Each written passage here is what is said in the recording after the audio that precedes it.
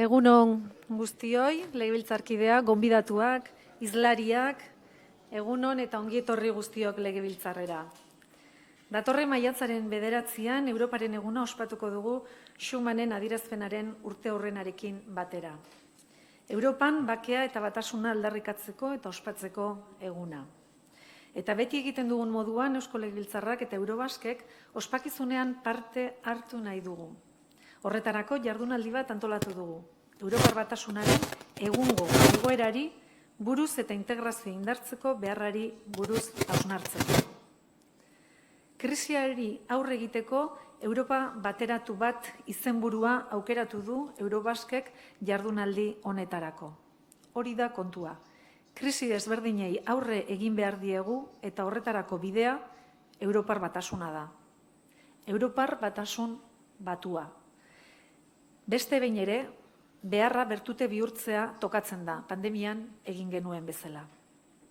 Lehiakortasun galerek eragindako krisiari, migrazioari eta energiari, Ukrainiako gerrari, populismoen mehatxuari eta eskuimuturreko gorakadari besteak beste, Trumpek hasitako muga zergen eta merkataritzaren gerra gehitu zaio berriki. Inork ez digu bermatzen orain arte lortutakoak iraungo duenik. Zalantzak gure gain daude. Arrisku eta ziurgabetasun testuinguru horretan, etorkizunari berme osoz aurre egiteko modurik onena, bakarra esango nukenik, Europaren batasun handiagoaren aldeko apustua da. En estos momentos de crisis, las ideas recogidas en la Declaración Schuman, que cumple 75 años, cobran plena vigencia y quiero recordarlas. La paz mundial no puede salvaguardarse sin unos esfuerzos creadores equiparables a los peligros que la amenazan. La contribución que una Europa organizada y viva puede aportar a la civilización es indispensable para el mantenimiento de unas relaciones pacíficas. Europa no se hará de una vez ni en una obra de conjunto, se hará gracias a realizaciones concretas que creen, en primer lugar, una solidaridad de hecho. Bizi garen mundu aldakorrean, ideia horiek beren balioa mantentzen dute.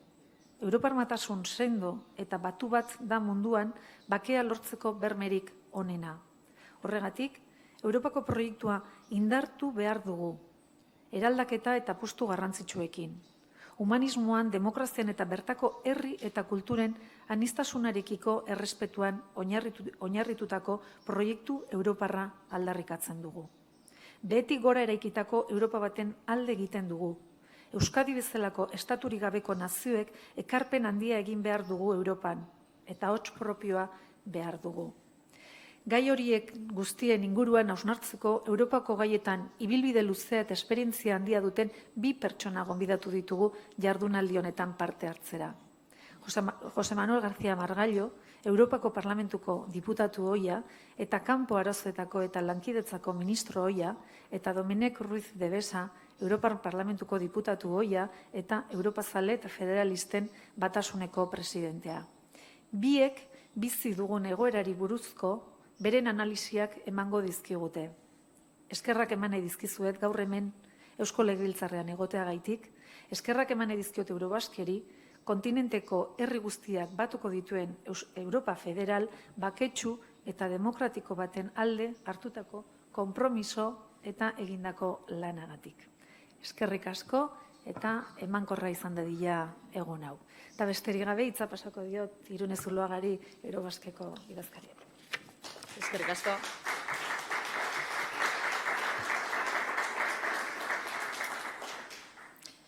Eskerrik asko, Legebiltzarburu Andrea, herri ordezkaria, legebiltzarkideak, jaun eta Andreak, egunon eta eskerrik asko.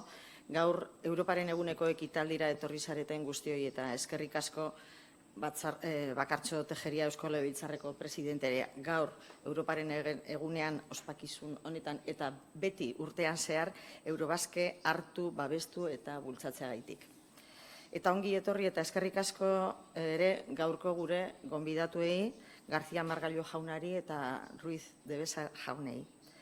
Es un honor que hayan aceptado nuestra invitación hoy para conmemorar el Día de Europa en el Parlamento Vasco, en esta jornada que hemos titulado Una Europa unida como respuesta a la crisis.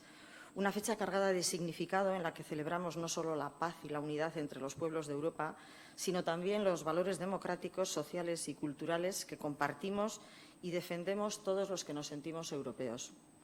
Porque Europa no es únicamente un marco político o económico, es ante todo un proyecto de convivencia y un mundo donde resurgen tensiones y amenazas. Reafirmar ese compromiso con la paz, con los derechos humanos y con la solidaridad entre territorios sigue siendo una máxima que ha de impulsarnos a todos los días. Esta fecha, el Día de Europa, no es solo un recuerdo histórico. La Declaración de Schuman del 9 de mayo de 1950, de la que celebramos 75 años, es una invitación a renovar nuestro compromiso con los valores fundacionales de la Unión Europea, reafirmando nuestra voluntad de formar parte activa de esa Europa solidaria, comprometida con los derechos humanos, con la justicia social y con la convivencia en la diversidad. Adierazpen hura 1950 maiatzaren 9 Schumanek Frantziako kanpo harremanetako ministroak egin eban, eta Europaren ideia barri baten oinarriak ezarri ebazan. Arerio hoien arteko borondatezko lankidetzaren gainean, integrazio ekonomikoaren gainean, egonkortasun politikoaren berme gisa eta bakeak proiektu kolektiboa izan behar zuenaren konbentzimenduaren gainean eraikitako Europa. Hemen Euskadin, Europarekiko konpromisoa hori ez da barria. Utzidazue gogoratzen, Jose Antonio Agirre lehendakaria, haren heriotzaren 75. urteurrena oroitu dugu martzoan, eta berak erbestetik Europa aske eta batua defendatzen eban. Agirre lehendakaria, Schuman adierazpenarekin eta Europa integratu baten ikuspegiarekin identifikatu zen. Lankidetzaren eta nazioz gaindiko erakundeen sorreran bidez bakea eta oparotasuna bilatuz. Euskaldun demokratentzat Europa askatasunaren eraidu bat zen. Agirre, Europa batua ez ezik, ahots guztiak entzun eta errespetatuko zituen Europa batekin amesten zuen ere. En el actual contexto internacional, marcado por la guerra de invasión de Ucrania, la guerra que sufre Gaza, la llegada de nuevo de Trump a la presidencia norteamericana, las tensiones geopolíticas y crisis globales nos interpelan como sociedad. Europa está llamada a actuar con unidad, visión y firmeza. La guerra a las puertas de la Unión, la crisis climática, los desafíos migratorios o el debilitamiento del multilateralismo exigen respuestas basadas en los principios que nos unen: la paz, la solidaridad y el respeto a la dignidad humana. En este contexto complejo, Europa está llamada a demostrar que es más que un espacio económico, que es una comunidad política de valores, un actor global que defiende la paz, la justicia y la dignidad humana y que lo hace no solo hacia adentro, sino también hacia afuera, desde el respeto a los derechos fundamentales y al derecho internacional. Krisien aurrean, erreakzionatzeaz gain, erantzukizunetik eta elkartasunetik erantzun behar du Europak. Europa horrek ez dau konformatu behar dagoena kudatzeagaz. Aitzitik, etorkizuna eraikitzen ausartu behar dau. Autonomia estrategikoa, defentsa gaitasunak indartzeko beharra, eta defentsarako oinarri industriala eta teknologikoa indartzeko abia jarri beharreko lirateken estrategiak, kanpo harremanen sendotzea, bake faktore gisa zabaltzeko politikak, askok dira aurre egin beharreko erronkak. Ekimen horiek guztiek Europar Batasunak bere segurtasunagaz eta subirotasunagaz daukan konpromiso garritua islatzen dabe. Eta aitortzen dabe kontinenteko bakeak eta egonkortasunak balio partekatuak ez ezik, balio horiek defendatzeko gaitasun zehatzak ere behar doguzela. Desde Euskadi, este compromiso con Europa ha sido constante, profundo y activo. No solo compartimos valores con el proyecto europeo, sino que aspiramos a formar parte de él, con voz propia, desde nuestra identidad plural, desde nuestras lenguas, desde nuestra cultura política basada en el diálogo, el pacto y el respeto institucional. Una identidad vasca abierta al mundo, comprometida con la democracia, con los derechos humanos, con el pluralismo y con el entendimiento entre los pueblos. Y precisamente eso es lo que celebramos hoy. Una Europa de los pueblos, donde la diversidad no es un obstáculo, sino una riqueza compartida. Una Europa donde las decisiones se toman de forma conjunta, pero donde cada realidad territorial, cada comunidad lingüística, cada cultura tiene su lugar y reconocimiento.